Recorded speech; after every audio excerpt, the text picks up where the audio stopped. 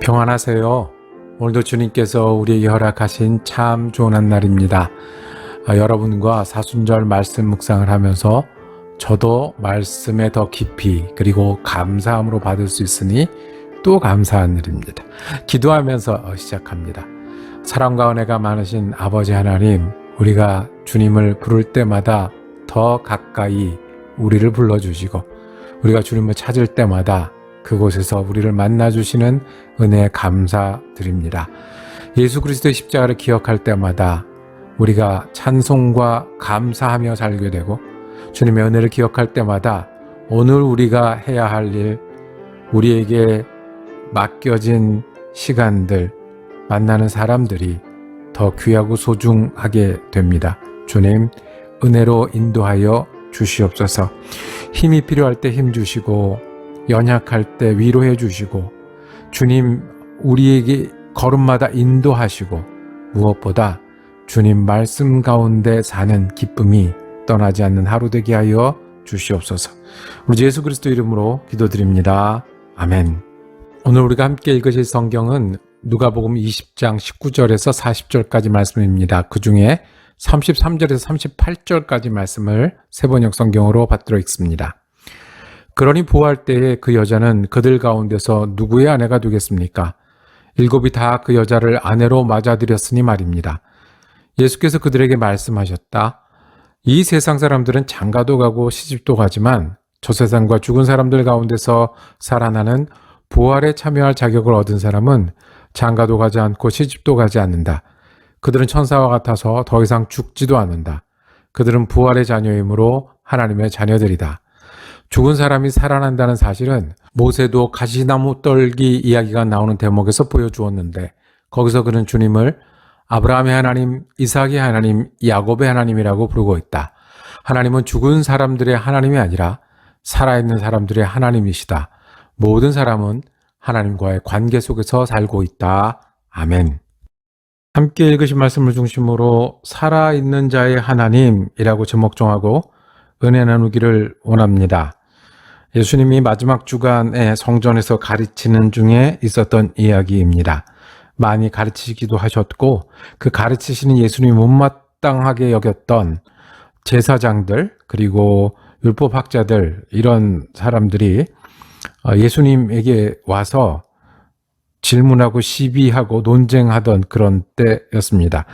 부활에 관한 질문입니다. 사두개파라는 사람들이 있었습니다. 많은 제사장들이 여기에 속해 있었고요. 종교 귀족들, 율법학자들이 여기에 있었습니다. 이 사두개파는 어떤 신학 분파냐 하면 부활을 믿지 않았습니다. 그들이 보는 종교적 해석과 율법의 의미는 부활이 없었죠. 그러니 이 사람들이 예수님과 질문하려고 한 겁니다. 부활이 있다고 하면 바리새파 편을 드는 거고 사두개랑 대적이 되는 거고. 질문이 이랬습니다. 형이 결혼을 했는데 자녀 없이 죽었습니다. 그럼 형수가 남잖아요. 그 형수는 그 동생하고 결혼을 하게 되어 있습니다. 이것을 계대혼이라고 부르는 결혼 제도인데요. 이 유대뿐만 아니라 고대 근동, 그러니까 지금 중동이라고 부르고 터키라고 부르는 근동, 이 지역에서는 흔하게 볼 수 있었던 결혼 제도였습니다. 왜냐하면 홀로 과부가 된 젊은 여인은 먹고 살 길이 없어요. 아들이 있고 자손이 있어야 유산도 받고 땅도 받고 농사도 짓는데 먹고 살 길이 없으니 이 미망인을 가족 가운데 두기 위해서 계대혼이라는 제도를 사용했습니다. 동생이 결혼을 해서 대를 이어주는 거죠. 이거를 질문에 넣었습니다. 그렇게 해서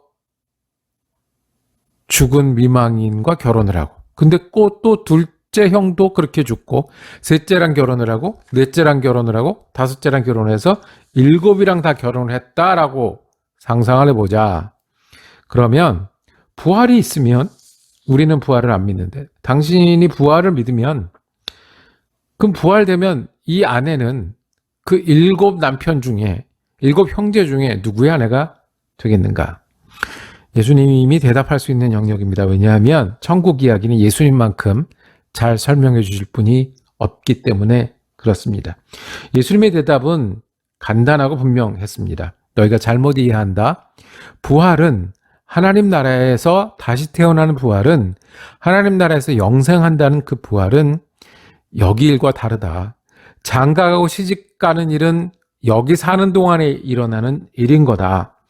하나님 나라에서는 천사처럼 사는 거다. 하나님 나라에선 하나님의 자녀처럼 하나님 닮아 사는 거니 그런 거는 고민거리도 질문거리도 되지 않는다고 대답하셨습니다. 그리고 결론 내려주시기를 하나님은 죽은 사람의 하나님이 아니라 산 자의 하나님이라고 말씀하십니다. 38절에 하나님은 죽은 사람들의 하나님이 아니라 살아있는 사람의 하나님이시다. 모든 사람은 하나님과의 관계 속에 살고 있다. 하나님의 관심은 우리가 하나님과 어떤 관계를 지내느냐에 있다는 겁니다. 하나님의 관심은 우리가 하나님과 어떤 관계를 맺고 오늘을 사는가에 있지, 7 형제를 상상해서 그 7 형제가 어떻게 될지를, 그 아내가 어떻게 될지를 상상해서 진문을 만들고 예수를 시험하는, 그런데 하나님의 나라 있지 않다라고 말씀하십니다. 맞습니다. 하나님은 산 사람의 하나님이라고 말씀합니다. 무슨 이야기냐면 전통을 붙들고 믿는 것이 아니다라는 거예요. 오늘 믿는 거예요. 아버지가 모태신앙이었어요. 몇 대째 예수를 믿는 집안이었어요. 훌륭합니다. 그 환경은 굉장히 은혜롭고 축복된 환경입니다. 그런데 내가 믿지 않으면, 내가 오늘 하나님과의 관계가 없으면 소용이 없는 겁니다. 전통은 우리가 예수를 믿고 따르기에 도움이 될 때 귀한 전통이지, 전통을 붙들고 있는다고 해서 하나님 나라와 나랑은 관련이 없다고 말씀합니다. 예수님 말씀하십니다. 산자의 하나님이라고 말씀하는 것은 내가 사변적으로 이런 상상을 하고 저런 상상을 하고 이런 어려운 질문을 만들고 저런 복잡한 질문에 답을 찾아가는 그런 하나님이 아니라 내가 오늘 배우는 하나님, 내가 오늘 믿는 하나님, 내가 오늘 헌신하는 하나님, 내가 오늘 함께 살아가는 하나님이 우리 하나님이시라고 말씀을 합니다. 그러면서 아브라함의 하나님, 이삭의 하나님, 야곱의 하나님을 말씀하셨던 모세의 가시떨기 이야기를 다시 하십니다. 하나님은 모세에게 나타나시면서 나는 아브라함의 하나님, 이삭의 하나님, 야곱의 하나님이라고 이미 돌아가신 분들 이야기를 했습니다. 그렇지만 그 하나님이 이제는 누구의 하나님이 되신다고요? 모세의 하나님이 돼서 이끄시겠다고 말씀을 합니다. 하나님은 아브라함의 하나님이셨습니다. 언제요?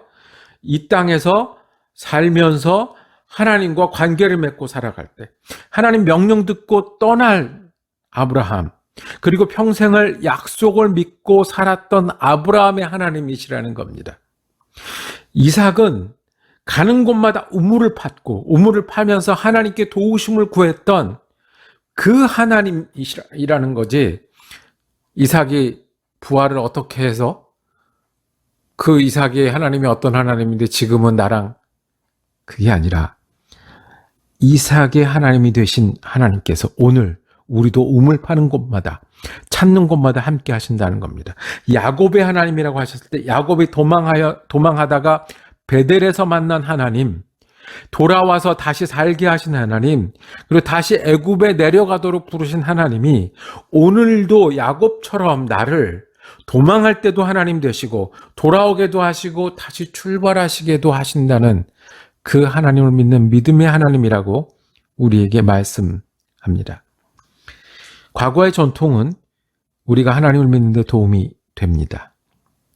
그러나 그거를 붙들고 믿는 것은 아닙니다. 도움이 되면 귀한 전통, 그것만 붙들고 있으면 버려야 할 전통으로 바뀝니다. 믿음은 과거형이 아니라 산자의 하나님은 오늘 우리의 하나님, 우리가 하나님과 어떤 관계, 하나님 우리 하나님 되시고 우리는 하나님의 사람이 되는 관계에 달려있기 때문에 그렇습니다.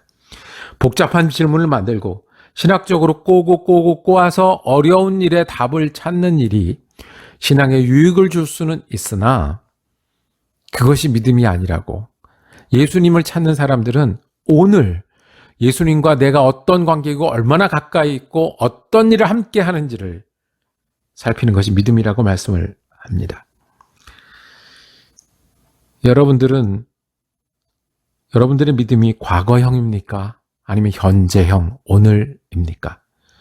여러분들의 믿음은 생각하고 말로 하는 데서 그칩니까? 아니면 오늘 예수를 내 주로 여기고 오늘 예수님과 함께 사십니까?